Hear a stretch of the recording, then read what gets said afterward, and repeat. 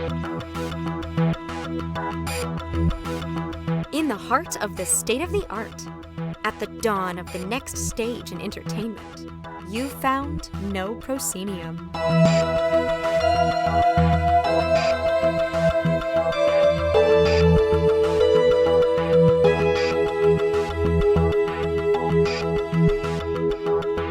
You have indeed found No Proscenium, the voice of everything immersive. I'm your host, Noah Nelson, and welcome to episode 411 of our ongoing exploration of the immersive cosmos.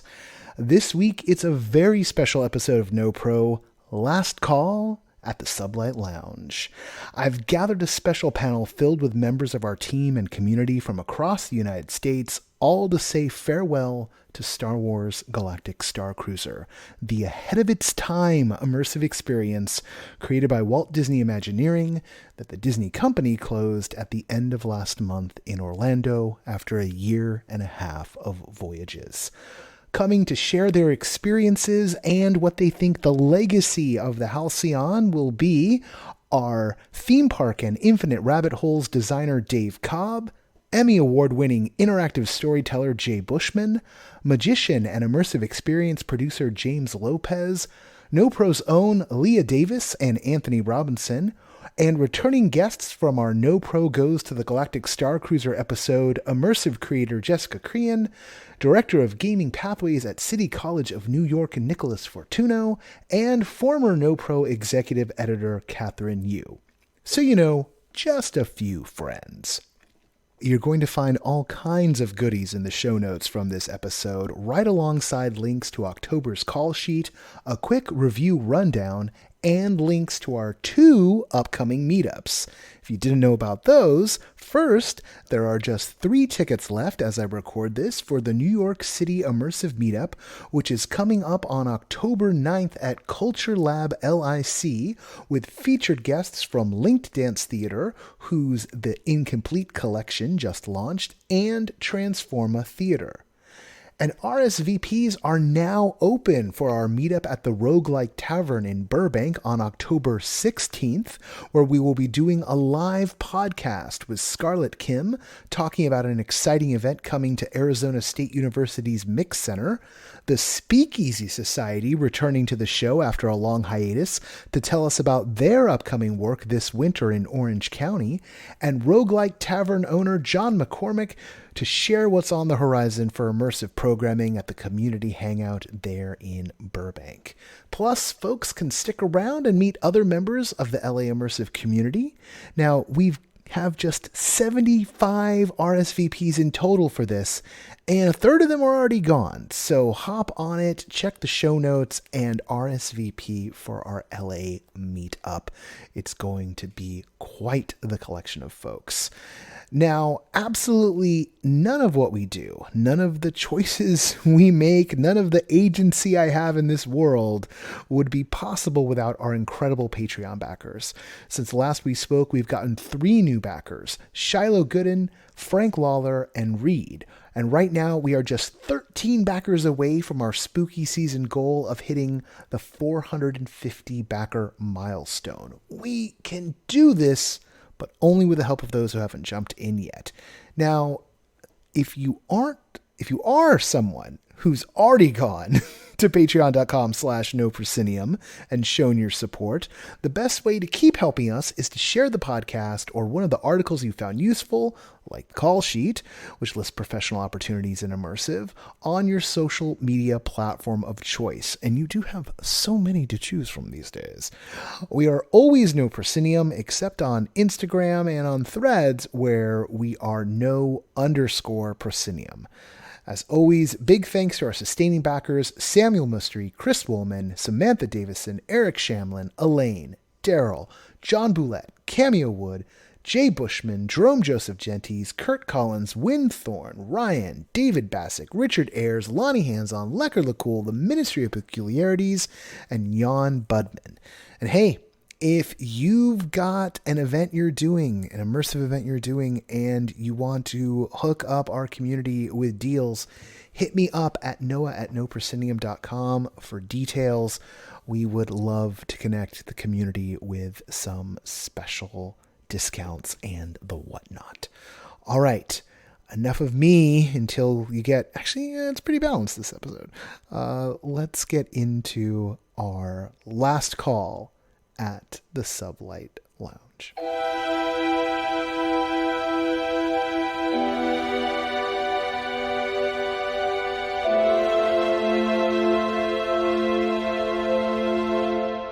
Welcome to the chaos, everybody.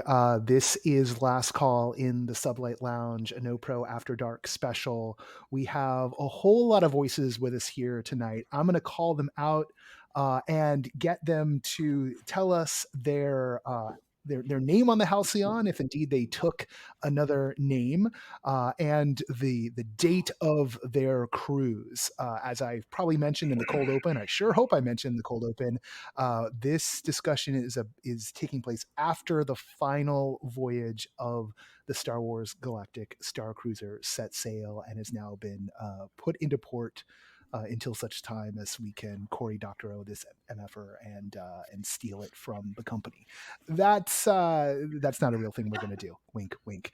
We're going to start. I'm going to do this based on the board I'm looking at of all these shiny, happy faces. James Lopez. You were recently on board. Identify your character name and when you went, and that also helps everyone know your voice. Great. Hi, everybody. I'm James. My character's name was Quixote, and I went September 24th through the 26th. A returning guest to the podcast and to our shenanigans on the Halcyon is Nick Fortugno.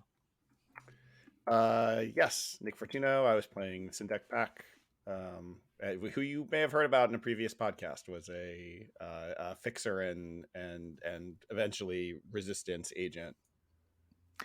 Real life fixer who, along with NoPro backer Cameo Wood, smuggled a lot of people onto the Halcyon. The former executive editor of NoPro, and always welcome to the homecoming guest and a member of our crew, Kathryn Yu. Kathryn, who are you on board? Hello. I was Colleen Finnell, a holodrama producer, and I was on board with some of the folks who are on this episode, which I'll give them a chance to introduce themselves. Next in line, from my point of view, is longtime NoPro backer, indeed part of the origin story of NoPro. That would be Jay Bushman. I went, my journey was September 6th, and I played Jeremy Mothma, distant relation. Actually, my wife, who came with me, she was a distant relation of the Mothma clan. We're from Chandrilla. I was a holo documentary producer. I had just finished a really arduous shoot about the nerf herders of Tanab, and this was a well-deserved vacation. And Tanab nerf herding is one of the more difficult nerf herding environments, and we'll hear more from Jeremy about nerf herding on Tanab in a bit. Another longtime friend of the show and one of the stars of the themed entertainment galaxy, theme park designer and Infinite Rabbit Holes team designer, Dave Cobb. We are very lucky to have someone like you on this show. Thank you very much. I'm so thrilled to be here with this fine group of nerds. You're my people. I was a shady antiquities dealer named Flynn. Last name on a need to know basis. That was a nod to my fandom of Tron, so that's why I called myself Flynn. I actually was served in the rebellion during the liberation of Kashyyyk, and I ended up going native and staying there like a beach bum, and working for the Wookiees and helping them out, making a lot of Wookiee friends because of the beard, and saw the rise of the First Order and decided that I can't fight anymore, but maybe my shady antiquities dealing business can help out. And so that's why I took a cruise on the Halcyon as an intel gathering mission. All right. NoPro New England correspondent, Leah Davis. Wow, I love that you guys were all media folks because I boarded the Halcyon as Lanu Dav, sludge news reporter, up and coming, all the news that's fit.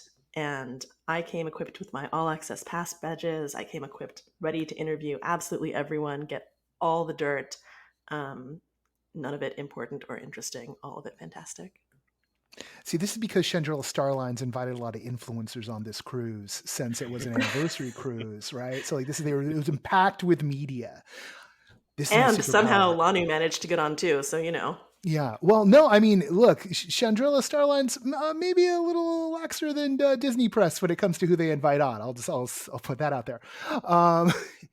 Long time partner in crime, beyond NoPro, Anthony Robinson. Tell us who you play when we Star Wars it up. Well, when we Star Wars it up, I am on planet, and on the Halcyon, I was Roan Fatha. That's my name there. By way of Jelucan, because there's a deep cut for you guys who if you guys have read some Star Wars young adult novels. By way of Jelucan through Lothal, met one person from Lothal the entire time. I was really thrilled. But yeah, also fixer, co-pilot, engineer, that guy. Everybody knows the guy. I was that guy. So that's right. Yeah. And last but not least, also a member of our crew, along with Nick, Kathryn, and Graham Wetterhahn, who is in Copenhagen right now, so he can't be with us. He's on a real trip. Jessica Creane. Hey, Jessica. Hello. I played Nair Fabe Woshi, who, unlike everyone who has spoken so far, had no skills, really, whatsoever to contribute to the journey, but was definitely an ambitious, upstart, naive intern who really believed that everybody could just get along. I love that you were my intern. I was delighted to be your intern. I was so game. I'm So ready. Bring on the challenges. So for those who want to dive more into Kathryn, Nicholas's, and Jessica's and myself's, there's a whole episode dedicated to that. That's actually hosted by Michael Tara Garver, who is one of the creators, one of the lead creatives on the project. It's a great episode. You can flip back to it. It's called NoPro Goes to the Starcruiser, or Galactic Starcruiser. We're going to talk two things tonight. One, for those who haven't been here on the show talking about their experience, I have just one question, which was, what was the moment for you? What was the moment, either the one that kind of brought you in, or just sort of the culminating spot where you're just the thing you're going to hold on to forever?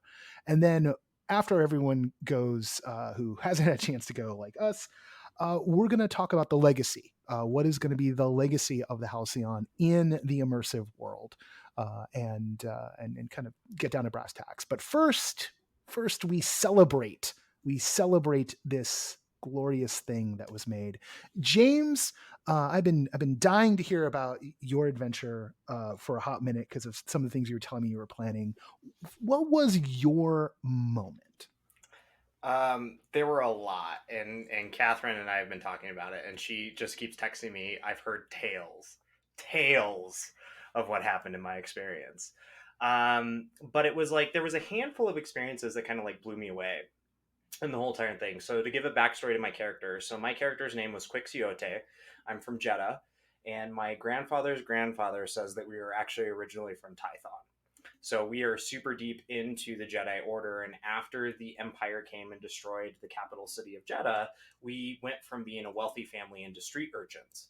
And so part of our whole entire life is that we're storytellers, and then we do street busking to be able to kind of make our ends meet and make the money that we need to do. And I decided to join the Halcyon to learn more stories about the the Jedi, and all the experiences that we have, and like bring those stories back to the people that I had. And so part of what my character was doing there was learning all of these stories, getting all these experiences, but then as a gift, I was sharing what I created was called kyber crystals.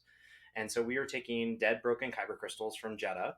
We were giving them to people, and then we were talking about how the Force gives the ability for people to transform them. And you use those to be able to transform them into the color of the kyber crystal that you want to do. And so for the whole entire trip, everybody I interacted with, I was giving them a kyber crystal, and it would transform into a color, and it would create something and an experience for them. And there were like, and so I did this as like just kind of like a fun, silly little thing that I thought I was going to do. But there were two moments that like really like, I was like, oh man, I'm in a real world. This is a real world where I'm like impacting real people's lives and being able to do it. And there was, the first time that I did it was randomly to one of the random blue shirts. And I just went over to him and we were just sitting there talking. And on my trip, everybody was like celebrating the blue shirts. It was this So for weird those thing. who don't know, I'm just going to Oh, define the sorry. blue shirts are the crew, the real crew of the Halcyon. They're the folks who are attendants. They're your waiters. They're the actual crew's crew. They don't have characters in and of themselves, but they are a dedicated bunch of folks who make the whole thing possible. Yeah. And he was the first one that we met doing the onboarding. He was the one that we met in the first experience. And then he was the one that I got to meet at, I think, at like 11 o'clock at night after all the experiences were. And so him and I were talking. I was like, oh, hey, I was like, are you sensitive to the Force? And he goes, yes, I am. And I was like, cool, here are kyber crystals from my homeland of Jeddah. And I gave him one of the kyber crystals and we talked about like the experience of like how you're being Force sensitive. And then I told him to open his hand. And when he opened it, it was a bright green color. And the blue shirt that I was working with just started to cry. And he like pulls his shirt up and he has these like goosebumps. Like you can see the literal goosebumps inside of him. And he just has this like moment with me where we were all like, oh my God, this is real. And like it immediately, no matter what happened, no matter how much playing I was doing or trying to get people to break character, we both like fell into it. And I was like, I'm on the Halcyon. I'm not talking to anybody else. I'm not talking to anything. This is me on the Halcyon. I am talking to a blue shirt, an actual person that works on this Halcyon ship. We are in space. This is a real thing. So that was the first one. And then on the second day, I did the same experience with Gaia. And we can talk a little bit about that later. I broke the game accidentally. Okay, we'll get into you breaking the game later. So we broke the game, but I got to do the same thing with Gaia. And so when we go over and I had the experience with her, I asked her if she was Force sensitive. We had the same thing and it turned blue. And Gaia, in that moment, she broke character because it was so astounding for her. And she grabbed me and pulled me aside and said, pretend that we're in experience, pretend we're in the story. And we just had this beautiful moment between the two of us. And like she started crying, I started crying. We had this like great hugging moment on like the second night after like the grand robbery and everything. And I looked at her and I said, this is the experience. And she looks at me and goes, this is the experience. And it just broke me. And I was like, this is what it should be. So yeah, same thing, 2 nights, but I was so deep into it that I could not, it took me 3 days to pull myself out of it and be like, no, I was in space. Yeah. There's a lot, particularly right now, I think even more so, even for folks who are first time, there's a lot of like difficulty pulling out. One of our friends like went on the last cruise and he's like having trouble like readjusting. And I think some of that's like how many people are, how charged this got as I got closer to the end. Jay, you're next up on my hit list here. You're wearing my jacket, by the way. It's I gotta follow that. Wow, that's I know. Don't worry, it's all killer no filler here. What for you? What was your moment? And I haven't got a chance to talk to James yet. I haven't got a chance to talk to Jay or Dave or Leah. Really, talk to Anthony a bunch, but a lot of this is fresh for me. So like Jay, I'm really curious because we've been talking about immersive for 10 years. 10 years we've been on this. So 2 moments, one big, one small. The big one is there's the heist of the Hyananea at the end, and our Wraith was incredible, orchestrating 6 or 7 different groups of people to do stuff in the atrium. But my job was to take the handoff of the gem, and so I'm holding the gem while Captain Kevin is making Wraith empty his pockets. And as that scene is going on, and I'm watching everyone else around, like looking like, oh my God, what's going to happen? And knowing not going to happen because I've got it. And when it was over, Wraith goes to like disperse and check all the other different groups and stuff. And then I found a moment to just walk up to him and shake his hand and palm the gem right to him in the middle of a crowd. And no one saw it. I just palmed the gem right back to him. And it just was smooth and perfect. So that was the big moment for me. The other one is a small moment. I really like, one of my favorite things about the whole trip was having very little unscripted interactions with crew members. And at one point, I went up to one of the stormtroopers, and the stormtroopers can't actually talk to you, right? All their stuff is pre-recorded, so it's sort of limited what you can do with them. But I went up to them and I said, I have always wanted to ask a question. Does that uniform chafe?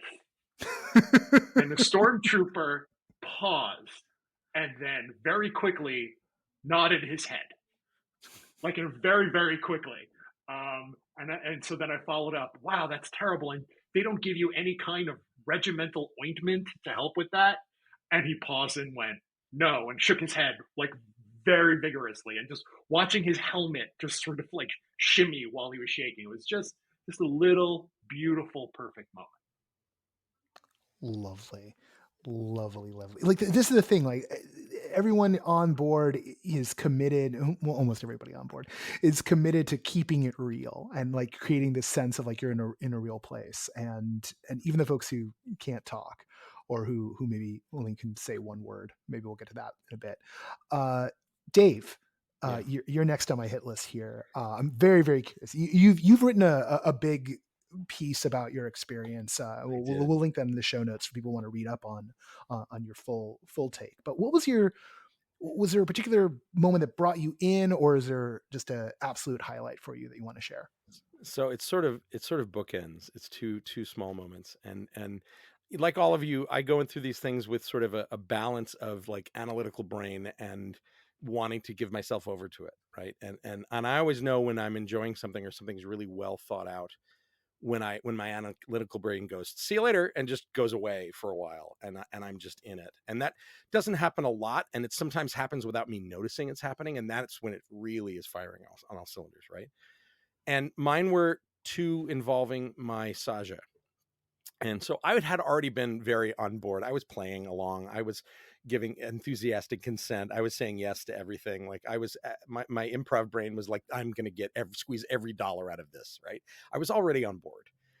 But I get to the lightsaber training, and you guys know, like it's very cleverly crafted in how it's interactive, in that it becomes, when she asks you to just follow and not follow the beams, but follow the force, which I saw the sparkles in the wall, and I asked my friend early in it, I went, what is that supposed to be? He's like, shut up. You just stop thinking, just do it. So I did. And it was what I thought it was. It's the force. Okay, great. But I love that it becomes a no fail game interactive where everybody gets it. And my analytical brain turned off, and I went, oh my God, I'm in this. Like this is happening, because I had no force sensitivity in my story at all at that point. And my Saja Kier, who was just delightful, notices you me. had Saja Kier. Yes. I feel an actual connection to her, and that's where it comes at the end. Like she saw me with just this shitting grin on my face. I'm just 8 years old again, like losing my mind. And afterwards talks to me and notices I actually had my saber, my bounding saber, which is a Gen 1 Savi's from 2019. It's the elemental nature one. It has the big rancor tooth on the bottom. I worked it into my story because I'm from Kashyyyk, that it actually belonged to a Kirloka, who was a Wookiee Jedi who was killed by the Sith, and that it made its way through the underground trade to me, and I was bringing it back to his family. I didn't tell her this story. This was just my backstory of why I had it if I wasn't force sensitive. And so it goes on. We do our shore leave. We come back, and I'm looking at my itinerary, and I have a ton of things to do, but Kier sees me, and she comes over and says, what are you doing at like 7:00? And I look at my schedule and I show it to her. She's like, okay, well, I need you in the lightsaber training room then. And I said, okay. And she said, I know you'll do the right thing. And so I did. And I missed my bridge ending, by the way. I never got a bridge ending at all. But it ended up being the best ending for me, because I went down there and I got the holocron and I got the Yoda moment. And I was a mess, guys. I was an absolute mess, because not only was it this beautiful call to action from Yoda. I was 11 when Empire Strikes Back came out. Like I regressed. I was 11 years old, and getting that call to action personally. And on top of that, it's an illusion where it takes a lot to fool me on how things are done. And I was like, how the actual F, guys? Like I've backtracked and watched videos and I get it, but it's like at the time I didn't care. I was in it. That was a holocron. Yoda was speaking me to the Force through the Force. So I had that moment, and then the bookend is at the very end, after everyone is saying their goodbyes, and this real heaviness is like, we all loved what just happened, but you can see it in the faces of the cast. They know this is not long for this world. I was there August 31st to September 2nd, so they knew this was coming to an end, and you could see it in their faces. And I was saying honest goodbyes to everybody, staying in character as much as I could. And Keir comes to me, and she sits me down I'm going to cry, guys. She sits me down face to face, and she says, holds both my hands and looks at my face, looks at me deep in the eyes, and says in character, she says, remember when I told you during training that I'd never seen physical evidence of the Force? And I said, yeah. And she said, well, I've seen it today. And she burst into tears, and I burst into tears, and she says, thank you for being open to the Force and following your heart. She stays in character, so I try to stay in character too. And I said, I've heard these legends of the Force since I was a child, and thank you for reconnecting me to these 53-year-old heart, to these stories that in a way that I didn't think was possible anymore, and that what you guys are doing here is really special. And I cried, and she cried, and we hugged. And I'm like, this is not what I signed up for. I did not expect this. I was expecting pew pew and robots and all that's there, that's it. And it does it really well. All the pew pew is fantastic, but it does what any good theater does, is that it's about connection. And I connected in this weird meta level, that I was connecting with a character as a character, but with a human being performer as another person, acknowledging her performance and her acknowledging mine. And I tell my friends, and I'm like, I cannot describe to you how powerful this was. It was sublime is not a powerful, not a subtle enough word. And so that was so I was left on this sort of cloud nine of emotion. I went to the Sublight Lounge that night and drank myself silly because I couldn't sleep. I wandered the halls of the ship till like 3 a.m. because I'm like, I don't want to go. This place is under my skin in a way that I didn't expect. So that's my moment. I think our crew would give a big shout out to Saja Keir, who also played a critical part in our journey. Definitely Syndic's, Nick's journey, but all of our journey. And that performer, actually, like, we sent notes back to all of them. We sent thank you notes, and then the performer for Keir reached out and was like, actually, I've been listening to NoPro for years, and like, it was really amazing to like be there with you guys. And shit, really? And yeah. Awesome. So like, and she's probably listening right now. I'm gonna embarrass her, so like, go hide your face or something. What do you need to do? Like, she's incredible. And like, there's a secret power in certain immersive performers who have the ability to conjure up a moment for someone else and make it real, and then bring that moment again, right? Like, this is something that performer does so well, and it's absolutely authentic, and she's able to bring that on many a journey, and there's something almost guru like in that. Like, it's almost a dangerous power, and it's very good. I'm so happy that it's in the hands of someone who takes the time to connect with people, because I detect no bullshit when Keir is in a moment with you. I'm blessed to be in a career that I see a lot of this stuff. I see a lot of experiences. I have a lot of fun memories of things that I've seen like this, but this was a core memory. Like this is something I'm going to remember on my deathbed. Like it rings exactly as true as seeing Star Wars for the first time, or seeing Empire Strikes Back for the first time. It Wow. absolutely hits that same spot for me. Wow. Yeah, I had no idea what you just said that Kier listened to this. So I had been checking my effusive a little bit in previous podcasts, but now that I know that Kier listens to it, I'm just going to say it out loud. Very uncomfortable with superlatives. I don't like using them, so I can't bring myself to use it. But so I will just hedge it and say maybe the single best interactive performer I've ever engaged with. Whoa. I would absolutely second that 1000%. Because she honed in on, I mean, all interactive performers, and especially in the Halcyon, they are looking at everybody and looking at your body language and figuring out where you are. And they know where you are in the story because backstage and digital stuff and where you are on your pad, they know all that. And she just cut right through that. And she looked into my eyes in a way that I hadn't been engaged with by a performer in a very long time. I'm the type of audience member that I'm trying to break it. I'm trying to figure out where the cracks are in the world and never felt that. Even at the moment, like when the show was over. And James apparently just did that to the call too, because it just froze. We have found seams. Wait, am I back? I'm back. Yeah, now. You're back. back. Thank you. You're back. Okay. You're back. What I was saying is that like I'm the guy that tries to like break the characters, get to the actors, figure out where the flaws are. And every single experience I had on that ship, they never did. It was as human beings, as a connection between each other, but always in character. Even when we were crying and like having a real moment, it was in character. And I've never seen that level of professional theatrics ever. Yeah, no, that's a theme that kept coming up over and over with everybody.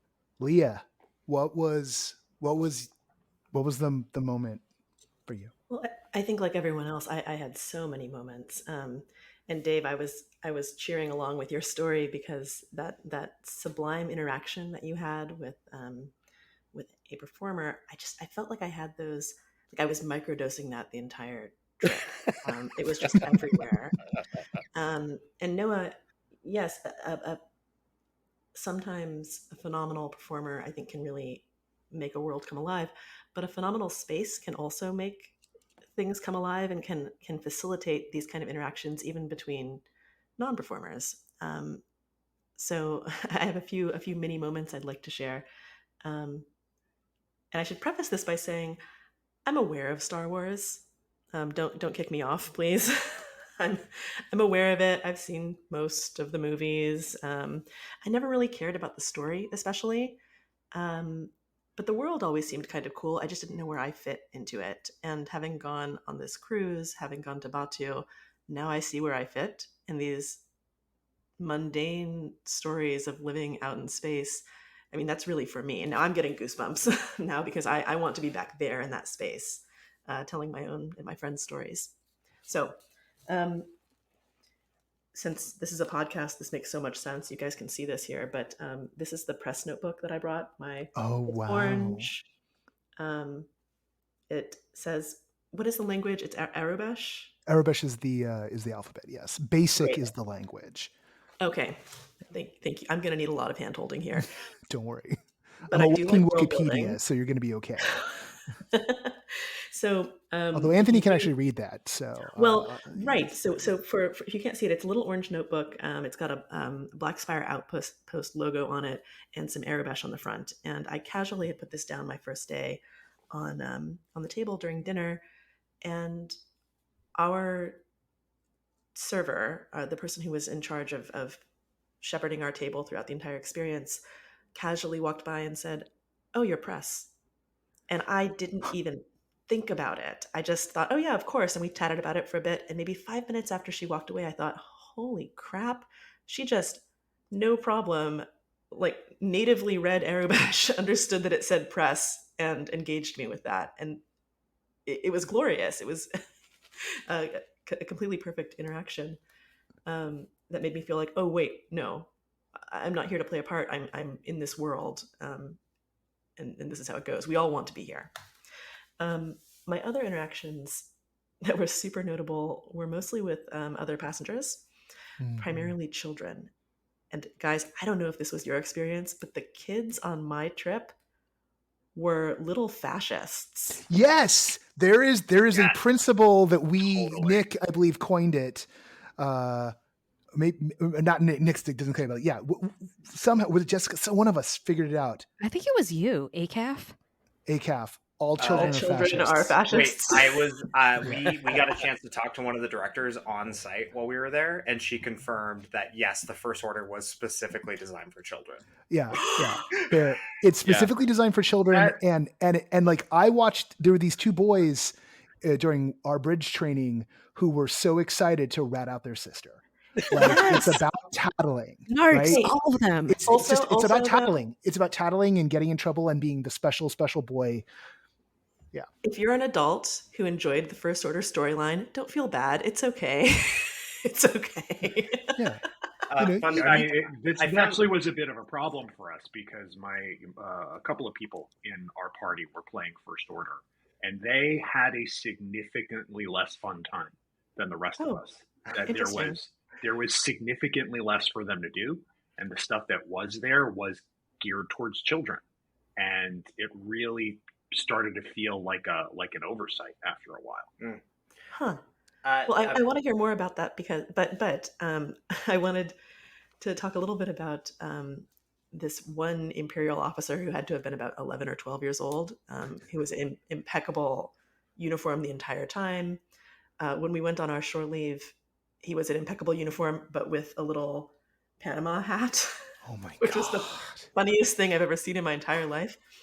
And we had we didn't talk, but every time he and I crossed paths, we would lock eyes and take a wide route around each other. And just, there was like sizzling tension of you're a bad guy and I'm a good guy and we hate each other. And at the very, very end, after everything had wrapped, the last breakfast, he's still in uniform, bless him. I walked up just to say hello, and he puts his hand out and I put my hand out and we shake hands. Like, that was well done, both of us. And it felt so good. And on the flip side of that, very near the beginning of my journey, I really wasn't sure what I was going to do on this experience. I have friends who are amazing costumers. I had friends who were coming on their first LARP experience. The 5 of us came together, and we were all there for different reasons. I just wanted to be in the world. I thought, okay, I can be a press person. That's it. That's done. And I wasn't sure how well that was going to play for other people, or if it was going to make game for other people. But the first evening, a young woman who I'm going to put at about 13 or so came up to me with a notebook and started rattling off all of her theories that she wanted to make sure got to the press, because she was a junior reporter. And the 2 of us sat and compared notes, and I gave her in-world tips about staying away from sludge news and how to look for a reliable organization to write for. Oh my God. And it was these moments for me that were just perfect, and none of them felt forced. There was never any self-consciousness, even for people who maybe weren't sure about LARP, weren't sure how to interact with folks. The space just facilitated so many incredible interactions just like that. And that's one reason why I really hope they don't just go the way of Discovery Island and abandon it, never to be seen again. So a fun first order. I love how. Oh, I was gonna say. So a fun first order fact is that apparently there's a board in the background that if you start to just like murmur about the First Order, they put you up, and they have this board in the background that says, "Can you be swayed one way or the other?" And so the back end like production team is playing this game to see if they can actually sway you to the First Order and not the whole entire show. I love that. Wow, that's amazing. Yeah. I do love how it's crafted in a way that, like, I've told this story to a lot of friends, and I have some friends who, the words immersive theater are kind of a dirty word to them. Like they hate the idea of being pulled into things. Like there's an audience that just doesn't go for it, and that's fair. But what I loved about this experience and what I told them was, all you need to do is show up. There's no requirement for anybody, and there is a story and a hero story for anybody who just shows up. If you sit in the back of any of these, even whatever story you take, you can just have your nose in your data pad and do your thing and not really interact with anybody, and yet you are still an important part of the story. It's miraculous to me how it hits multiple levels for different levels of engagement. Dave, that's how they get you. Two in my party are diehard non-LARPers. My partner and my friend's partner. Well, hold on, because my partner, my friend and I have been LARPing for quite a while. We will travel, go to all sorts of lengths to get a good game in. And both of our partners have said, never, absolutely not, zero interest. This is so lame. Mine too. Well, they both came to the Halcyon with us, and one left saying, "Hey, what's that thing you guys always talk about? That LARP drop thing? I think I miss it, and I want to go back." And the other did his first LARP this past weekend. So this is it. Gotcha. Yep. Yes. We had a conversation. This gets a little bit ahead of us, like in our cabin, about, this was a machine for moving people down the classic waders, swimmers, divers, and mermaids chain. Like if you came at one level, it was gonna seduce you to the dark side and bring you further down. But also, it did a very good job of letting you step back at any moment. You didn't. You were not locked into playing in a certain way, and particularly given how long it was. Anthony, you and I have been playing in character in GE in our very loose style of doing so for a long time. I was there when you built your first saber at Savi's. That's Batu West for those of you who can't decode Noah speak. Yes. Yeah, we were there. Been at this for a while, and one of my regrets is that we didn't get to go together, but you got to go, and I was so grateful that happened. What were your moments? What were your? Everyone's kind of taking a top two, so that goes to you as well. Man. Okay, so in the interest of being good, I'm going to lean in. I'm going to actually come on. I'm leaning way in. I got the problem. Everybody keeps asking, like, what's your top 3 moments? There's so many. So in no particular order, I'm going to give you 3. All right, of all right, the myriad. I'm going to start towards the end. All right, I'm going to start at the end. The moment for me where I felt all of it, because I'd been in it. I came with high expectations and of what it was going to be, and it exceeded it. It exceeded what I was expecting. And we're into the finale, and I'm watching what's going on. I'm kind of like, I know what's happening. I know what's going to happen. I kind of get this because it's building to a certain thing. Like Star Wars is in and of itself formulaic, but at the same time, there's this wonderful, beautiful moment, and it's incredibly beautiful and it's incredibly cheesy at the same time. And it's when Rey is fighting, right? When she's in this big battle, and she's like, and Kylo tells her, it's like, you fight for nothing. And she goes, we don't fight for nothing, we fight for everything. I lost my crap. Like, she jumps up and she does that thing, and I just I'm sitting there weeping, and I'm sitting like right dead in the middle, like in area dash, because that was my section. I'm sitting there on the cushion, and I look over, and there's stuff, because right in the middle of things, and I just realized that I'm crying, and I'm not the only person crying at that moment. It's just like, it was so big and beautiful, and strangely, with 500 people in the room, it's intimate at the same time. It's like, that is probably the biggest thing. It's like how intimate the entire experience is for being such a big thing. Like, not even just the small moments, just like, it's so personal. It is so absolutely personal. If you've done it before, if you haven't done it, there are people who I know who, like, didn't give a crap about Star Wars. They're like, okay, I'm coming in for the thing. There was a family who the husband liked Star Wars, but he was like, yeah, you guys are doing your thing and nerding out.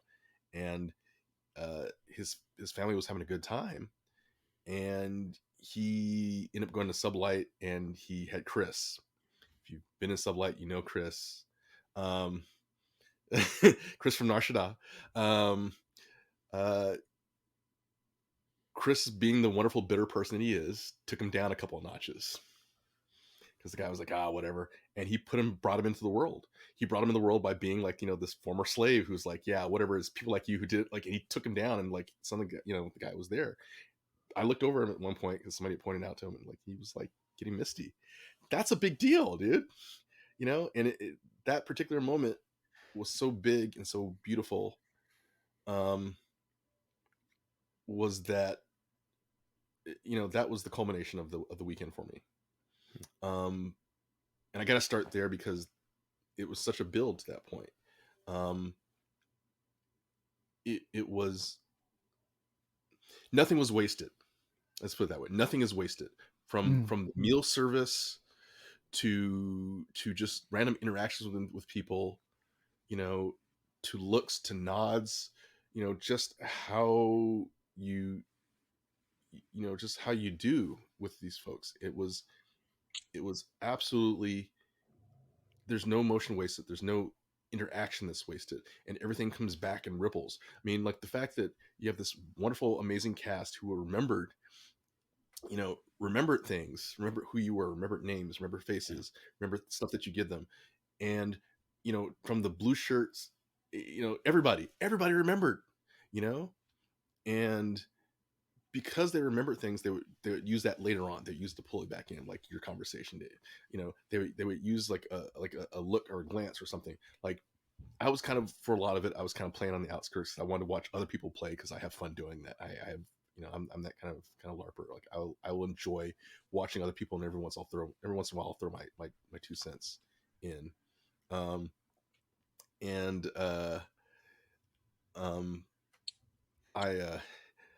I looked up at one point, and Wraith comes over, and we had I was there to kind of put it in perspective. I was there the same weekend as Dave. We was there for August 31st through the 2nd. Were you? We talked. Yeah, you came and found me. Oh God, yes. Yeah. It's like out of context, Right? Oh no, there's totally like that. There are people who I followed.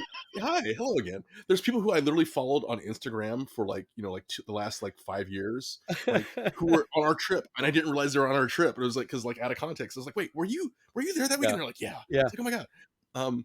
But it's very much that kind of thing, like where people will use that stuff to come back and they'll play with it. And we had one guy who's because if you didn't notice it, you went on it. A lot of the blue shirts, a lot of the personnel, the crew, they work in different positions. Not everybody just works in one place. They work the gift shop. They'll do the bridge training. They'll serve you, the food. They'll bus. Which to me is wild. I mean, it's very much true to a cruise, but it's also very wild that they all did different things. They didn't just do it. They didn't have one job. They had 20 jobs, right? And they acted. I mean, this is the thing that Noah and I said from a long time ago from BSO, first time we went there, but two, a lot of what makes it are the people who are there, the people who invest their hearts, their thoughts, and what they're doing into the play. And, they come to play too, and the fact that folks, the fact that I remember Chris, right? I had lots of interactions with Chris, not just because he's a great bartender, chemist, excuse me, not just because he's a great chemist, but also just the fact that mine's over here. Like I remember him. I remember Crystal with the C as opposed to Crystal with the K. It's just there's so many beautiful people who work on that. Who live on that ship. I won't just say they didn't work it; they lived in the ship. Those interactions made it amazing. When my Wraith, kind of trying to wrap up here because I know it's a lot. It's so much. So I ended up having a big part. I ended up being the slicer. I mean, one of the two slicers for the heist. He basically is like, okay, you. Roan. I'm like, yeah. He goes, you slice, right? I'm like, going, yeah. He goes, good, you're my slicer. I was like, okay. And I'm running back and forth and doing the yeah. I think we all do the heist. And he we did the heist, and afterwards, all the stuff's going on. We're trying to get Gaia off the ship, and we're trying to get like all of the the explosives off, and at one point, I'm just kind of like, I'm just standing there like, okay, there's so much chaos happening. I'm just trying to figure out what to do. And he grabs me by my shoulders. He goes, Roan. He goes, yeah. He goes, can I count on you to do something for me? I go, yeah. He goes, help Sasha, help Sasha cure. I was like, okay. And that's at that point where Croy is up the top going like, why do you need this? Why do you need the, and what's the explosive? It's the fuel. Coaxium. Thank you. It's been that kind of month for me, guys. He like, why do you need coaxium?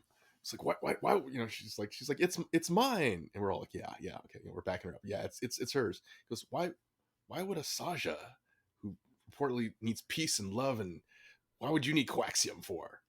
And she's like, and nobody says anything, and I'm like, tell him it's like the Force. It's bright, and it's powerful, and it's a symbol.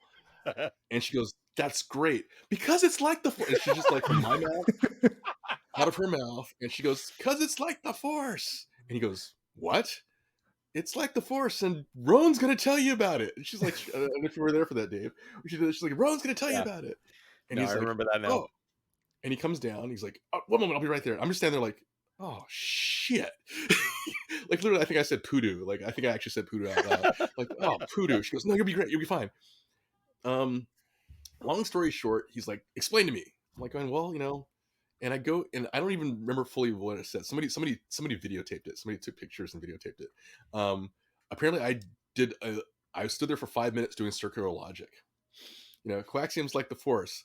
It's like, well, it's like, it's bright and it's powerful, and it, in the wrong hands, it can be dangerous, but like, it's also a power, it's, unfathomable, tap of energy. He goes, well, I know what coaxium is. Don't tell me what coaxium. How's it like the Force? Well, it's like you're missing it. And like, I honestly don't even know the words that were coming out of my mouth, because I was doubling back on myself. I was flip-flopping. I was like, see, the problem is you haven't ever studied, and you haven't actually important questions about how the Force is like the rest of the universe. He's like, no. I'm like, look, you've dealt with the Supreme Commander. It's like, he taps in the Force. It's the same way. It's coaxium. We need it. It's like, but why do you need a coaxium? It's like, because it's a symbol. He goes, I'm curious and I want to know more, but I need to go. And I'm just like, did that just happen? That just happened. I just stood total, and like, we were like, there's a picture somewhere I have. It's like, we're like this close, and he's like in my face, I'm in his face, and it was like, Anthony, what I love about that though is that like you've now created this bit of lore within your journey that other people can pick up and play with. So you've like created this one giant yes and. It's canon. It happened on the it's ship. canon now. Therefore, it's canon. If it happened on the ship, it's canon. I have You a story about canon. that. It's also yes, yay. It's yes, yay. Is what Yes, it is. it was yes, yeah, absolutely. Yes, yeah. I have a little story about that with the blue shirts. Like, everybody, brought stuff. What I loved was people that had been before, or even if they hadn't, there's this sort of cruise culture thing of bringing gifts for everybody. And so like, from the moment I got in line downstairs before we got on the shuttle, people were handing me shit. Like, I got a little rock that's got the Chandler Starlines logo on it. And my friends Dan and Kat, who I traveled with, made this badge that says "Learn Arabesh." Which I love. They were on an Arabesh educational mission, right? So that was really fun. And they told me about that beforehand. So I actually brought, if you guys don't know, I started a thing in 2019 called Batu Pride.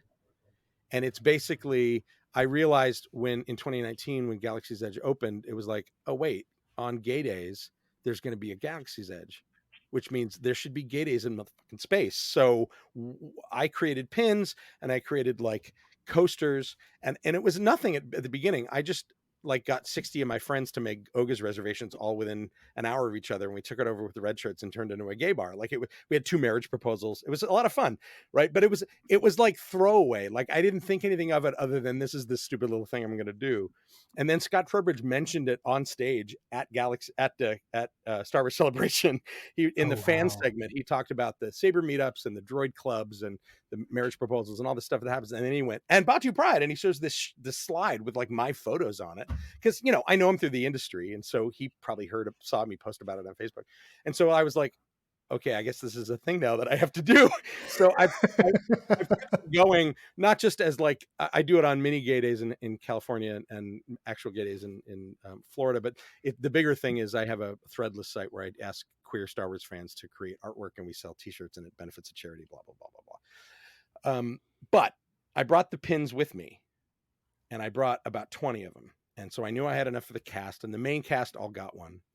And I gave one the two most poignant moments were one at the very last breakfast on Saturday morning, Lawson, who was one of the blue shirts. Lawson was a really lovely guy. Lawson was the best. Lawson was the one I did the Kyber crystal for. Okay, so the thing about Disney, when you're at that level, when you're like an area manager or a guest services lead, we all know that Disney has a very particular way of training those people. They have a body language, they have a vernacular, they have a way of handling the public, which we all recognize, and I instantly know. And it's great. Like nobody's better than Disney on how the non-actors deal with the public. Nobody, right?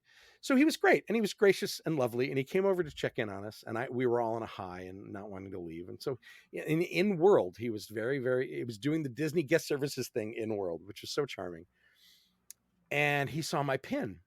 And, I don't want to clock anybody and say, oh, you're queer. That's not my MO.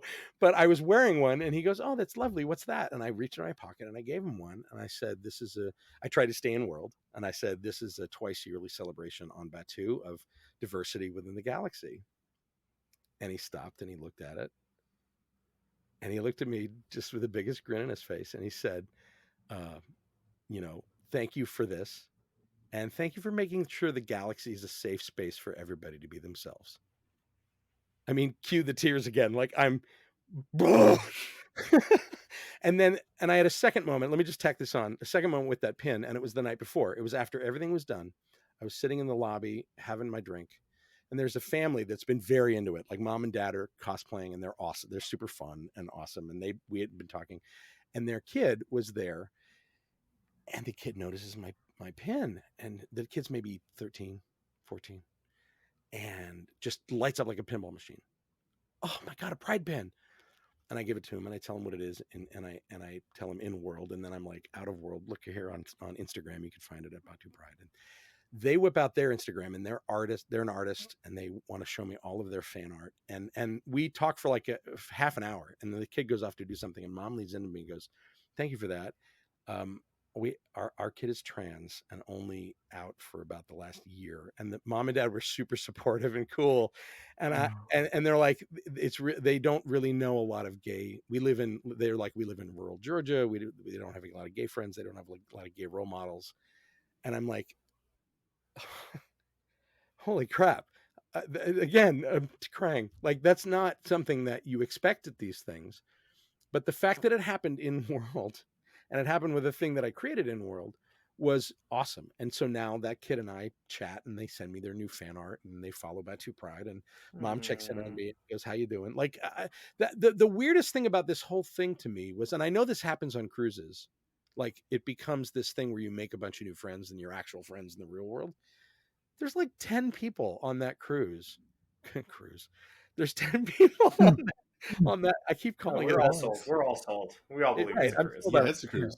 That I'm friends with online, and now all the Facebook groups, and there's the drop group on Facebook. There's a million of them, and so as a person who creates these kind of, not this level of experience, I would give my left tooth to be able to do something that's cool. But I've done a lot of theme park stuff, and there's a certain point in all of it when you're done creating something like this where it's not yours anymore. And we all go through that as creators, and you realize that it belongs to the audience, and that's great. And you hope for that moment.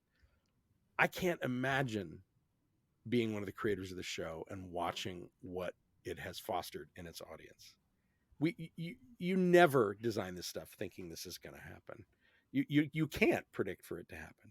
And so when it does, it is the ultimate, statement that this stuff belongs to the audience and becomes a product of the audience. I had a similar experience with that too.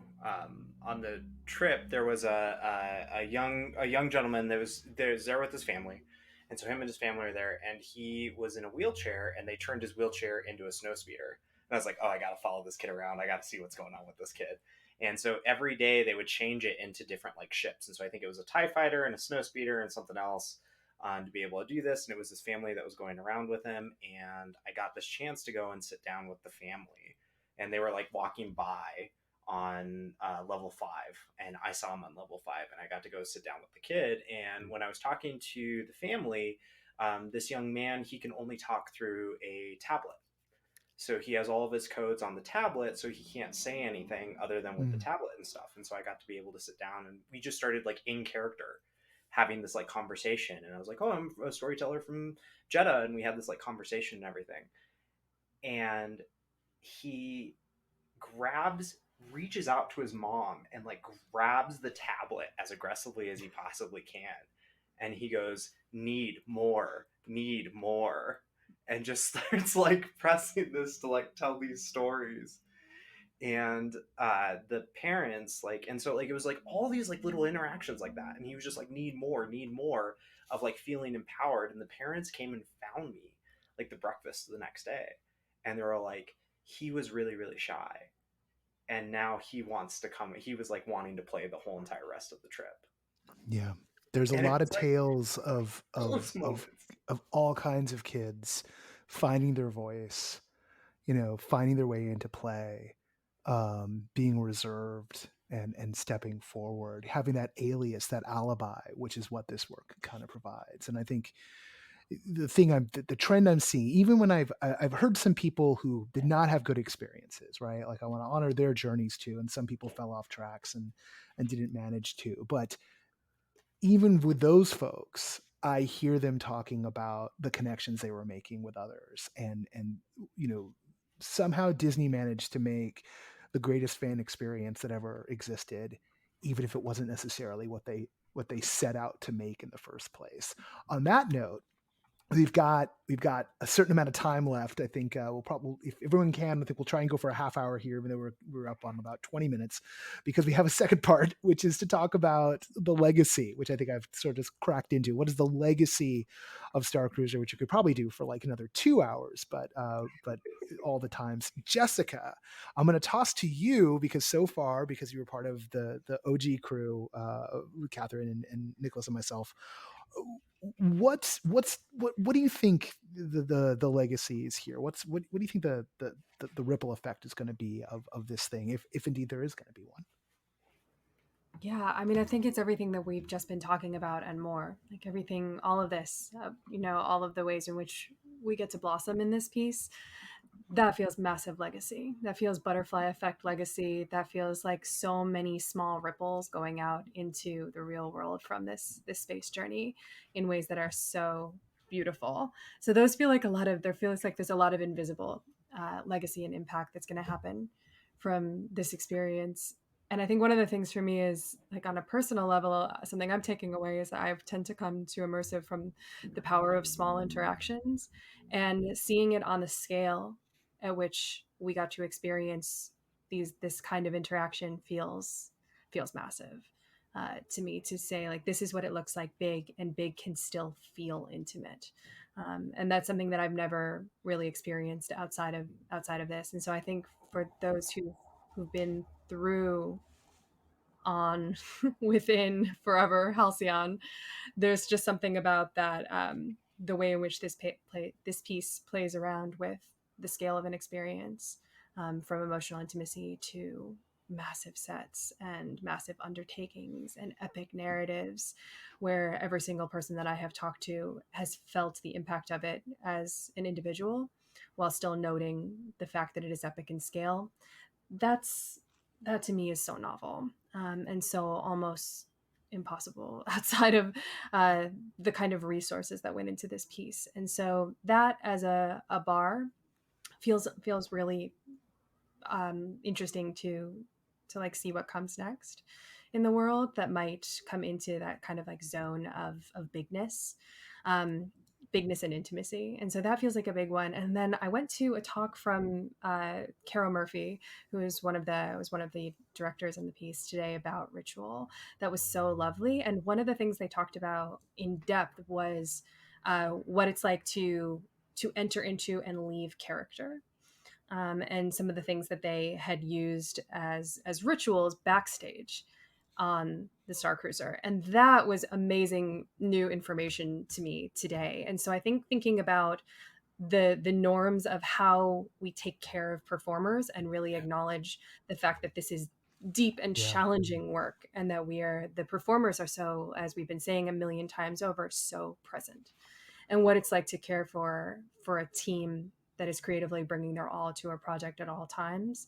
The things that they were talking about felt really, really exciting. So I think talking to Caro, talking to Andy Crocker a couple weeks ago about, like what went into some of that lightsaber training. And so I think that the skills that have gone into we have so much expertise now on this scale. So the ways in which they are able to filter this information out into the world. I know Michael Terragarva is doing a lot of this too. How does this information get out there? How do we learn from the bigness of these projects that we can apply to all the scales that we create at? That feels like big question marks and high excitement on my end. I'll pause there. There's so much more, but I'll pause there. Oh yeah. I mean, I think, like I said, we could all, each of us, just one-on-one, could go for like 2 or 3 hours, and some of us have. Nicholas, I'm gonna crack it open for you and crack it open for Kathryn, and then I'm just gonna like toss it out to whoever wants to kind of jump in. Sure. So I think I kind of have two things too. And also one is like an audience hat, and I guess very similar to Jessica. One is an audience hat, one is a designer hat. I met so many people who had been to Galactic Starcruiser who went back or wanted to go back, and all of them said in this kind of like amazed way, "Oh, I did it wrong the first time." So many people said that, and what they meant was, I got there, I didn't know what it was, and then things started happening to me, and I suddenly realized what this was. And since I teach and study interactive narrative and have for over 20 years, I'm just gonna say it. It's a LARP. It's a LARP. It's just it's a different kind. Yeah, it's a LARP. And you said it too. Like, I'm just reinforcing what you said, is that people kind of LARPed and they didn't know what they were doing, but they LARPed. And now they know what a LARP is, and now they want to LARP, right? Like those people wanted to LARP, and they just didn't realize that's what a LARP was because they had no context for it. And I think if you talk about the legacy of the piece, I think people who went there, I don't know if they know that. Yeah, we can. Jessica's indicating in the chat that it's not a LARP, and Jessica and I, given that we have other conversations, we'll just fight about it elsewhere. But let's leave aside whether it was a LARP or not, because that's a debatable point in this podcast. It's like the Force, always the is and is not are made together. Always the LARP and not LARP happen at the same time. I am the LARP, and the LARP is with me. What I would say consistently, though, is that anybody who had that particular experience, which I think was a lot of people, is now primed to have a LARP experience. Like they're ready now to do that, and that's something that that LARPs struggle with, right? That's something that people thinking about, hey, how would we get people into this form, struggle with, and they kind of just did it. They did it. That's how you do it, like, or that's a way to do it, right? Is like that. So I think that was very powerful. And then as a designer, and I'm just quoting Graham Wetterhahn here.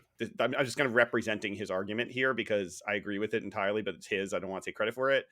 The separation of gamey, questy stuff goes in app, and performy human stuff goes in actors. Great. 100%. That's how it should have worked. And I'll just be straight that, like, I didn't think the game activities were anything super hot in and of themselves. So it's like not something that really compelled me in the experience. But I love that whole layer was just pushed off into something that didn't have to take up actors' time. And that's a model that everyone can use. And again, quoting Graham was just like, they solved it. That's how you solve it, like that, right? He was like that blunt about it. And I agree with him. I think that there was a lot of that. And if you go back through the history of some of this stuff, and I'm thinking of like things like Evermore Park in Utah, you can see how like this is a learning you can actually bring to pieces and do things to make better narratives out of them. Kathryn, I'm gonna bounce it to you and then crack it open wide out of this structure thing we've been doing. I'm going to say my piece, and then I'd like to read something at the end, if that's okay with everyone. Yes, please. Sure. So between the 9 of us on this call, we've probably seen 1,500, different shows across cities, states, countries. So there's some learnings that I think are, from an audience perspective, new, right? Like the power of immersive and interactive experiences, and why so many people I've spoken to in the fandom come away feeling that it was life changing. They were transformed. They have new hobbies, new friends. If they were feeling bereft and lost, they found their community. So, just to kind of take a step back, we all, I think, as designers and lovers of the stuff, we think about agency all the time. Your bog standard Disney guest does not, right? They don't think about the ability to enact change. But in this experience, we made our own decisions. Those choices matter. And I know that that was one of the founding design principles. And in your everyday life, a lot of times, it doesn't feel like you have agency. It doesn't feel like you're making decisions that matter. Your choices don't matter. You're doing what work expects you to do, what your friends expect you to do, what family expects you to do, what school expects you to do. So for a lot of people, stepping on board the Halcyon, that was their first taste of having agency as a player. Hmm. It was also their first taste of their presence matters, right? Like I remember talking to LA Review's editor Kevin Gossett being like, "Oh, hey, how was the show?" And he was describing a show where like he didn't really have narrative agency.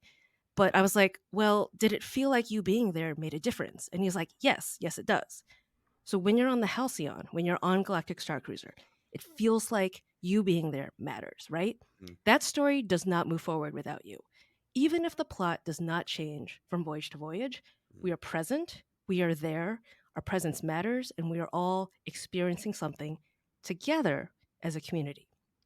And then just in terms of like the LARP aspect, the cosplaying, like a lot of us here probably bend more towards that I'm going to make a character kind of person, that we're actually making different characters that are perhaps different from our personalities or preferences or histories. A lot of the folks on Star Cruiser were not. They were not necessarily themselves. I believe that a lot of the people on the ship were role playing that idealized version of themselves. It's like Alon Lee says, when I play an escape room, I'm like the smartest version of myself, right? So when you're on the Halcyon, maybe you're braver, bolder, more confident, more willing to stand up for what you believe in, right? Maybe it's a version of yourself that you want to wish into being, but you've never had a chance to articulate it before, right? So through that environment, through the mechanics and the tech and the structure and that building, we had a safe place to play. Now, as immersive lovers, we often try to make those kinds of places. We find that we're constructing those places with our friends. But for, again, that like more average Disney guest, that's new. That's different. A safe space to play, to try things out, to be brave. As Jenny Weinblum once said, a rehearsal for resistance. How can we possibly be the best versions of ourselves? And I've definitely spoken to people who have been on the ship, and they wish they could be the person that they were when they were on the Halcyon every day of their lives. That has power, and back of the napkin math tells me around 70 to 75,000 people all got a taste of that. Yeah. Yeah. Kathryn, that's beautiful, and I'm sorry to jump in because I think the next step for people who are in our shoes here or listening to this podcast who really love this format is to find the right language to talk about it, because we can joke about whether it's a LARP or not, but the reality is something really powerful happened. And Kathryn, I know you and I have been engaged with a fan on social media who was asking for more information about productions like this. And some people, myself included, brought up some really high production LARPs, and his immediate response was, "Well, we've veered into the discussion about LARP, and I really don't want LARP. I want something more like the Star Cruiser experience." So trying to like find Blessed and that cursed at the same bridge. time, right? Yeah. You've Right, experienced right. high watermark, the best of the best, execution, every detail, every little sign, every droid, every staff member, the people in front of house, people back of house, everything they fed you, everything you drank, everything you touched, Yeah. reinforced you were in that world. All of which is important and good. I will go back to the moment of NoPro, and when I was at Then She Fell, in those moments connecting with actors, I, who ran LARPs, was like, oh, this is what I was looking for when I was running a LARP. I'm here as myself. I've shown up as myself. I get to be authentically me. I don't have to take on, I can choose to take on a character if I so choose, but the most important part is me with the person across from me and this moment of playing together. Right. Dave.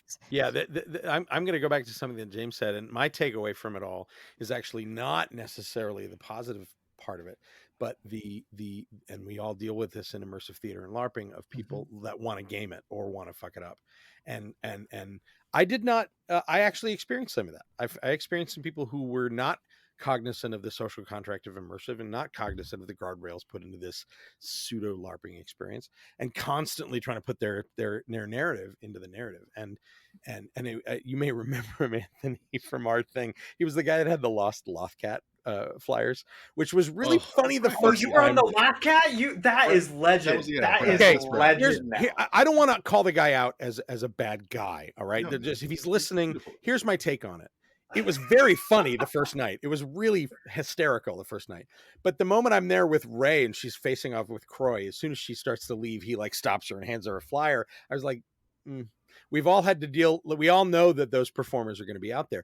My takeaway from it is not necessarily that he's wrong.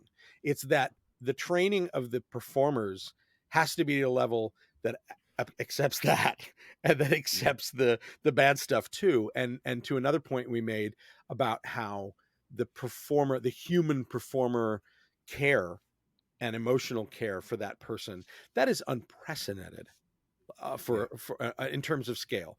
So the scale takeaways for me here are not function of how it's going to work, the digital side of it, how many people are doing it, capacity, none of that. We can figure that out. That's the easy part. The hard part is, how do you do it at scale emotionally?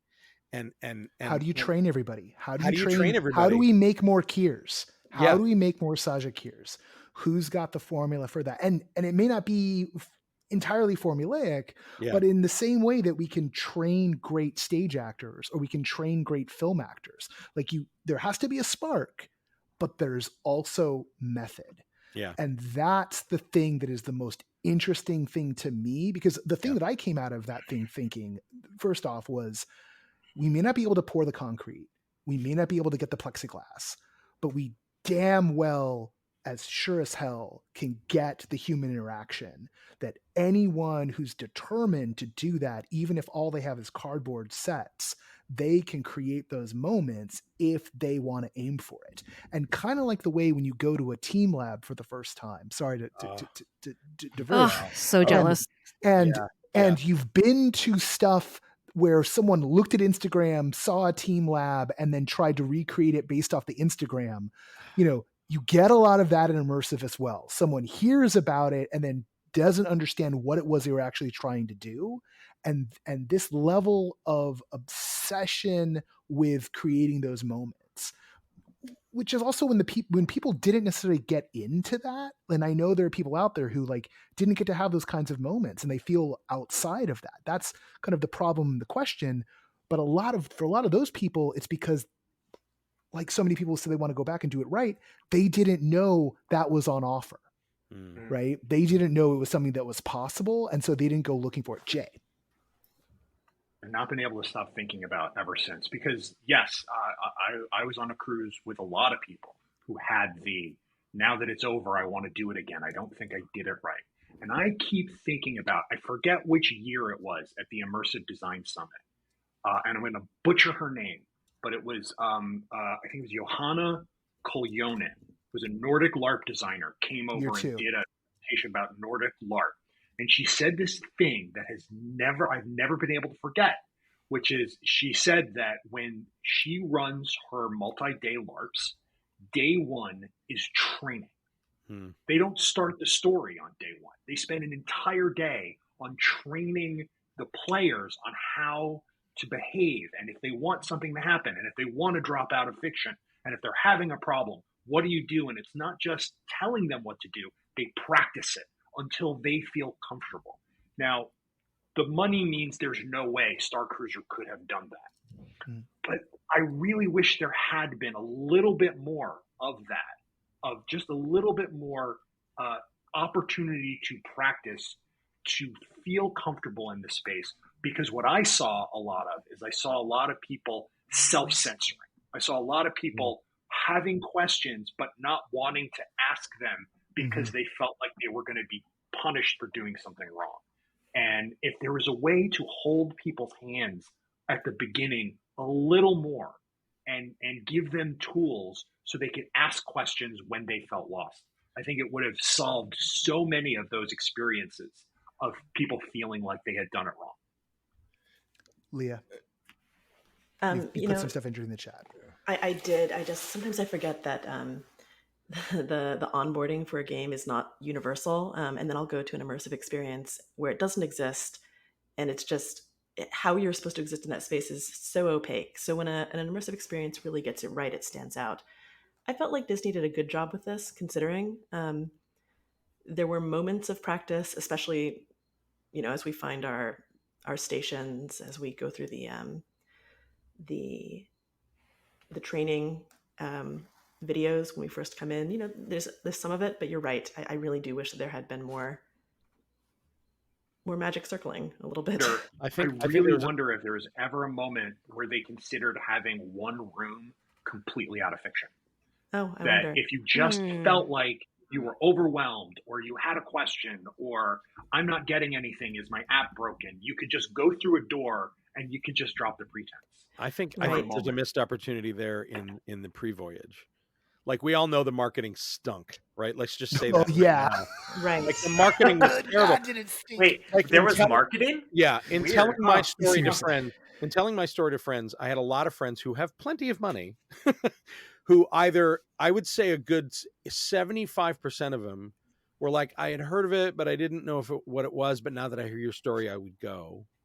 Or 25% of my friends were like, I'd never heard of it at all, and they have the money to go. Yeah. And I would go closer to 45%. I would say 45%. So I have a feeling people who love immersive, people who love Star Wars, people who are just the right audience for it had no idea. I have a friend who I went to lunch with afterwards, and I had not planned on talking about this over the entire 2-hour lunch, but we did, because he's a burner. He's a long time burner. And we were catching up about the burn because it had gone so weirdly this year. And he's like, what have you been up to? And I'm like, I did the Starcruiser. What's that? And I told him about it. He had tears in his eyes by the time I was finished, because he was so pissed that he wouldn't be able to do it. Kathryn and I actually talked. We tried to get him into a cabin in the last month, but he couldn't make the date work. So to me, a lot of that ask of the audience is twofold. Part of it is the marketing. Part of it is also Disney's legendary for, once you book something, they send you emails and they send you app alerts. There was no reason they couldn't do a 400 person Zoom call a month or a week before this happened, that just mom or dad in the trip, not everybody has to join, and it's going to be half an hour of your day, but join it because we'll answer your questions, right? To me, that's the kind of thing that Disney could do at scale. Because they already kind of do it in their marketing. They already kind of do it in customer outreach. So I think that a lot of what you're talking about in terms of onboarding can happen before you even step foot on property. I completely agree, and I think it's a giant missed opportunity. Maybe I hope that they dare to do something of this nature again and learn some of these lessons. Here's the order of battle as we head to the jump to light speed to get us back to Chandrilla and home for the last time. Leah's going to finish up what she'd say, Nicholas, and then it's going to be James, Kathryn, Jay. Leah, go. Things are real here because everybody started raising their hands and everyone is bouncing. Intense, I've never seen such organized chaos. Just 4 more hours. Just 4 more hours, Noah. 4 more hours. So Noah, I would if there's a friend who's in town just for the night, so I gotta go connect. But yes, Leah, go. So you asked you asked us a while back to think about what the legacy for the Halcyon would be, and you also mentioned being able to train people and really train people in the spark of interaction. And I think that's what the legacy is here, is you're going to have 75,000 children who maybe didn't go see the first Star Wars movie, but did get on one of these voyages. And in 10, 15, 20 years, you're going to have people creating the next big thing that is exactly this, and they're going to point to this experience and say, this is why, this is how, this is where I first saw that it was even possible. Yeah, it's the Velvet Underground of immersive. Nicholas. Yeah, I mean, I don't want to. I'm not trying to contradict anything that Jay was saying or Dave was saying about what they could do with on ramping or how it could have been better, right? Like, I don't mean that at all by what I was saying, and it sounds kind of negative what I was saying, but I don't think it negative is for 1 second. Like, the reaction was the reaction I get when I teach people how to role play. It's the exact reaction I get when I teach people how to role play, which is it takes them an hour of like stumbling around and asking permission and asking permission. And I'm good at this now, so I do it faster than that. But there's a point where the light goes off and they're just like, wait, I can burn down the barn. Wait, I can like steal all the horses. Wait. I could just go talk to that kid. And then their heads explode. And then they see what it is. Like, they finally understand what it is.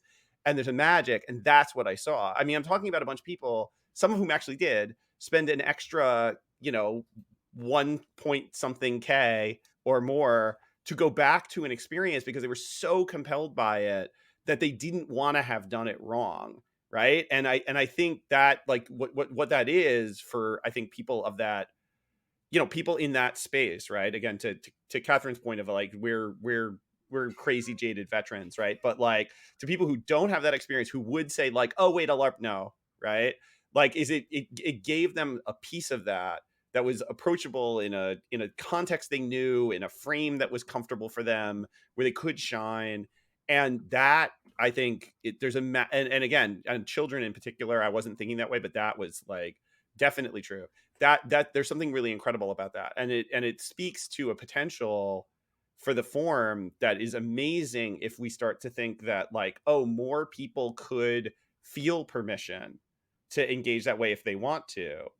That just means whole new kinds of experience become possible. The wall that's up at the edge of LARP that just keeps all the non-creative users out, right, could start to break, right? And all the LARP people on the other side screaming, it's like, you don't have to be nervous about doing this. You don't have to be scared of it. We're not asking you to do anything performative. We're not, like, we just want you to play with us. We can start to get over that wall in a way. And I think that's the legacy of this piece more than anything else from the audience, is that a whole bunch of people got over that wall without even realizing they were crossing it.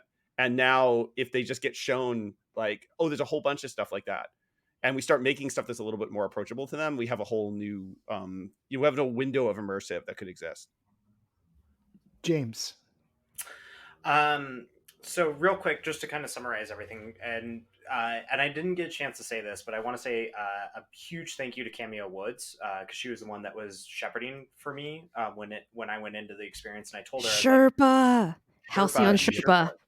And I told her, put me in the position to be in every storyline. Put me in the place where I could be the main character and do all that stuff. And she did a great job with it. And the thing that she told me when we get in there, and this is like what I took away as like my summary for what the Halcyon is to the focus should always be on respecting and honoring everyone's journey. So no matter how they want to participate, no matter where they're at with the experience, is giving space for their journey to be shared with other people. And the Halcyon, what I loved about it was that it did have a storyline. It was a linear storyline that went from point A to point B, but they did a great job of structuring it so that your internal storylines, these smaller little things, could participate inside of it. And when we create these like immersive experiences and we think about our budgets, we think about our timelines, we think about all the things from a producer standpoint, is we're like, oh, I have 45 minutes. I got to make sure my point is made in that 45 minutes. But we don't really think about what that experience looks like for the audience and how they can participate. And what I loved about that Halcyon is they kind of created that for us. Yeah. And from a larger scale standpoint, I would consider, and I would say this, Dave, 80% of my friends had no idea what I was going to. I was freaking out for like 48 hours before it. Nobody had any idea what was happening, which I was like, that sucks, because a lot of people are just going to see this as a thing that Disney did and forget about it. But what that does is it opens up a lot of opportunity for people who did get to experience it. We've now gotten to see what this peak of budgets and experiences are. So now, just like Jessica said, how do we take the elements? How do we incorporate all those things into what we're creating now? Because we did get lucky. We did get a chance to see something that, well, according to my trip, that a lot of drunk people thought that when I told them I was an immersive producer, that I'm there to research it to put it back on in 2025. which was the rumor that was going around. I was trying not to happen. Is that we do have an opportunity and chance to take a lot of these elements, and I think that this is really going to set the standard for no matter what scale of project you're working on. This really, I think, is inspirational for anybody who gets to participate in it. Kathryn, then Jay, then Anthony, Okay, and then so Jessica. to build off what Nick and James have been saying, I don't think it's just an opportunity. I think we have a responsibility as an immersive community for this audience whose eyes have been opened, whose spirits have been awakened. Starcruiser lit the spark. We got to bring the fire, everybody. Jay. So at the beginning of this whole thing, Noah, you when you were introducing me, you mentioned some of the origin stories behind No Proscenium, and I go back to some of those dinners that we had at your house, however many years ago it was. You, me, Sarah Thatcher, a bunch of other people, and the most meaningful part of my Starcruiser experience was seeing things in that experience that we talked about at those dinners. Like specific things that we were talking about 12 years ago.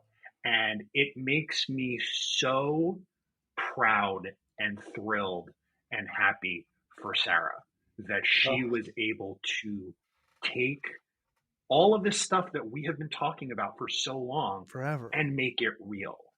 And you know, on the Velvet Underground idea, you know, we all come to this profession because we had some sort of lightning experience that opened our eyes. For me, it was playing the Beast, the AI alternate reality game.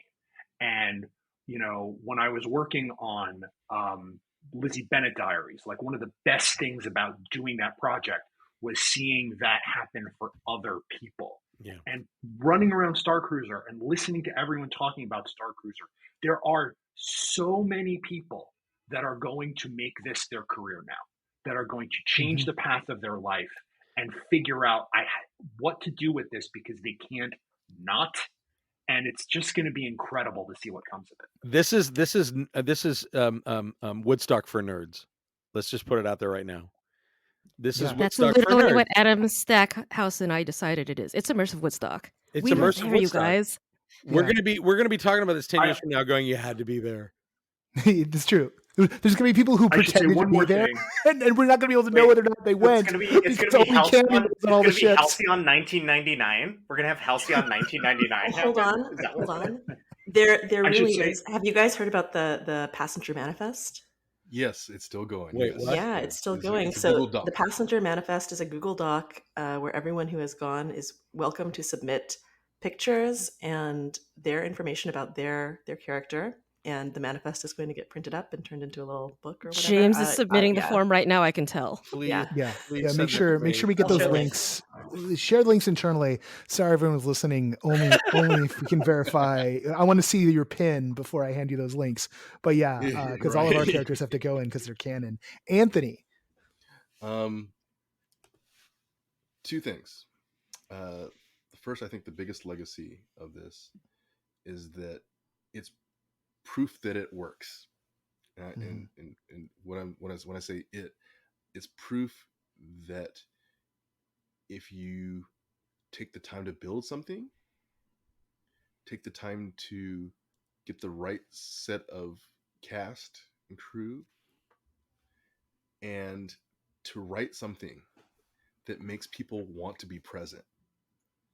One of the coolest things about like I was listening to the writing, like and stuff what they were doing, and one of the things that just echoes over and over and over again, it's being here.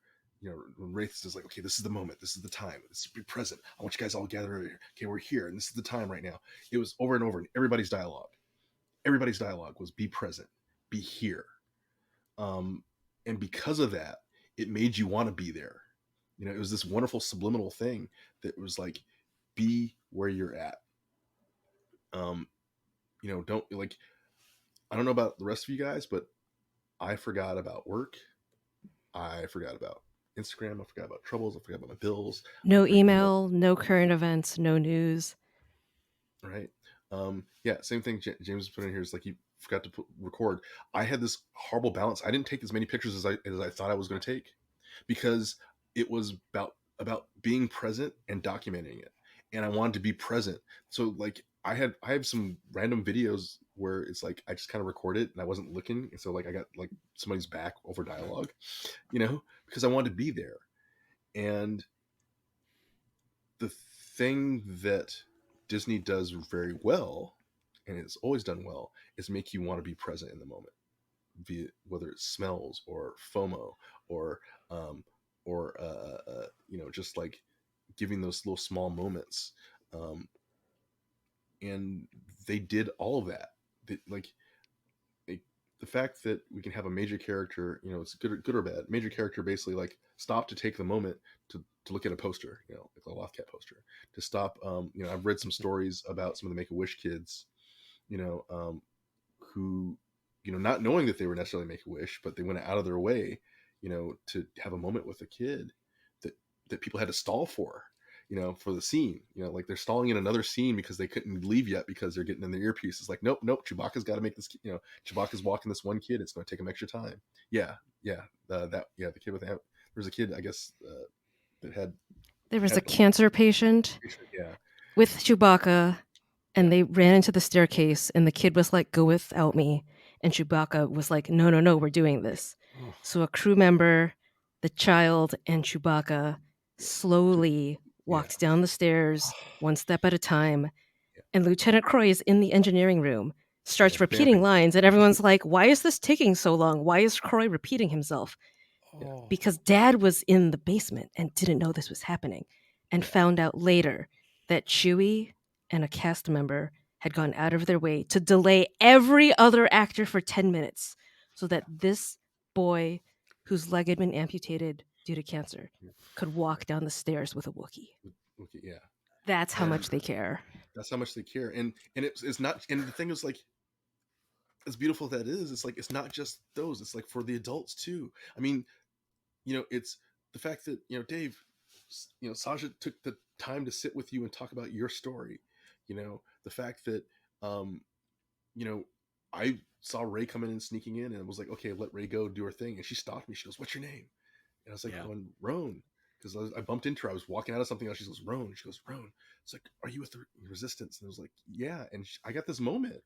Like, I had a bunch of big moments because they took the time to make those moments happen for not just one person, not just 20 people, but for everybody. So, and I know not everybody got moments, but like I think people got moments, didn't realize they had moments, because that's kind of how it works. They had moments with cast members, they had moments with the blue coats, people had moments at the bar with people had moments with each other. Like we keep saying here, it's like we've created a space that was safe to play in. And the fact that Disney made this thing where I don't think people realize what they made. They don't know what they made. And I would hope that part of the legacy is them realizing that they made this. They made a thing that is so beautiful that people get a chance to be together again. Together. They made community. They managed to make community. Like, how do you make community like that? And I think that's my big takeaway. Dave, and I know Jessica, but Dave's responding. You go all the way back to Walt sitting on the park bench at the carousel and not having anything to do with his kids. Like, we all know that story.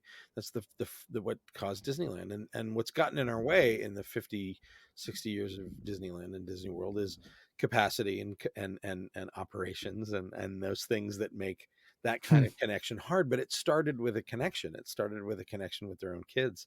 And one of the things that I love talking to people about is when they go, "Oh my God, the $6,000 Star Wars hotel. What family can afford that?" I'm like, ask every family that was on my voyage, because there were a ton. And my favorite thing about it was not that, I mean, there were a ton of families in cosplay getting, like, doing it, but there was also families that was like dad in a golf shirt and shorts who was just there to have a drink and watch his kids have fun. And by the end, we're leaning forward.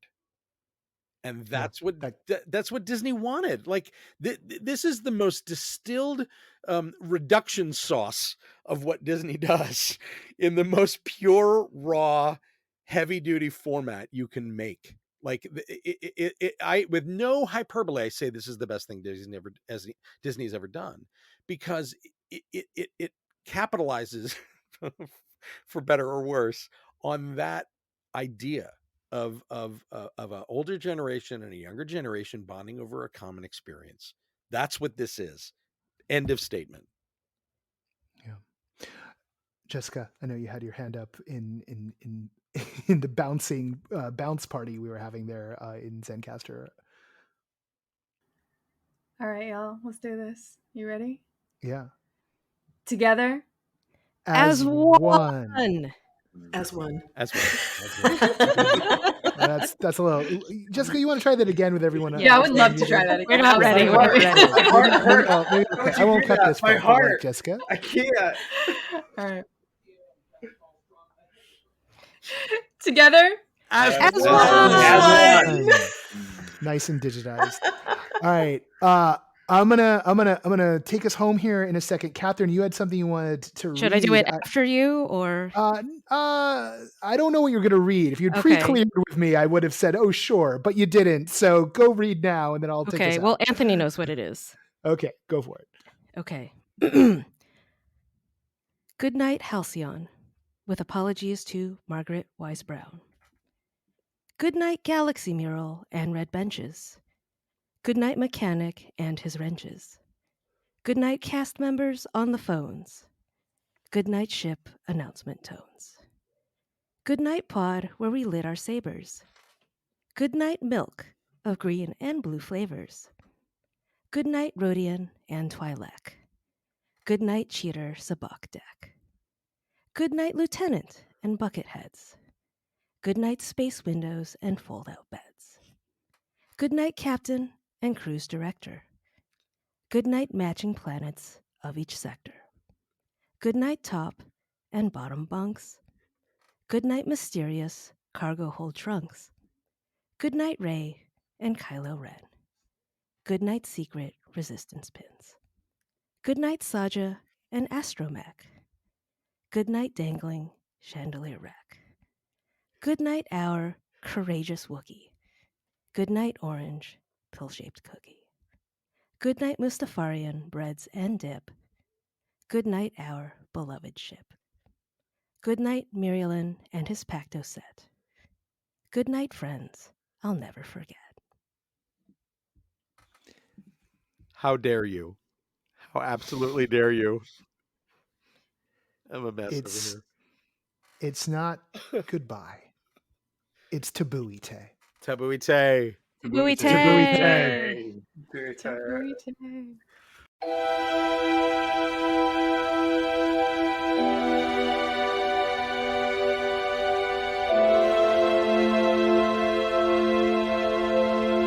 Once again, I want to thank everybody who came through. Dave, Jay, James, Leah, Anthony, Jessica, Nicholas, Kathryn. I have to get through everyone's names. There's so many people. That's it for this week. I know I could wax poetic about Starcruiser. I could also, get into the ifs and hands and whys and what fors. We'll save some of that for another day. I know we're not done talking about it in the sense of its impact and its legacy and the lessons to be learned from everything about it. Indeed, I hope to get a few more serious looks at this, at the design and construction of this as time goes on, because there are a lot of lessons to be derived from the experience, both inside and out of Starcruiser. But for this week, for right now, in the week after the final voyage, as a lot of people are experiencing a whole lot of LARP drop and a big shift in their lives, and for so many people, they're having to move on to a new chapter in their career. And with that in mind, we're going to draw this episode to a close, and all of you who worked on the Starcruiser are definitely in our thoughts right now. We will talk to you next week. Next episode's already in the can. We're rolling strong through the end of 2023 here for the podcast. Lots to come, and I think is there a bye? There is a bye week coming up in just a few weeks. Our traditional week off around my birthday, so that'll be happening. But until then, I just want to thank our associate producer Parker Sella. I want to thank Chris Porter, who does our music, Chris Porter of the Speakeasy Society and Solar the Podcast. Special thanks to Siobhan O'Loughlin for voicing our intro. And this podcast, well, it's my fault. I'm Noah Nelson. And until next time, I'll see you at the show.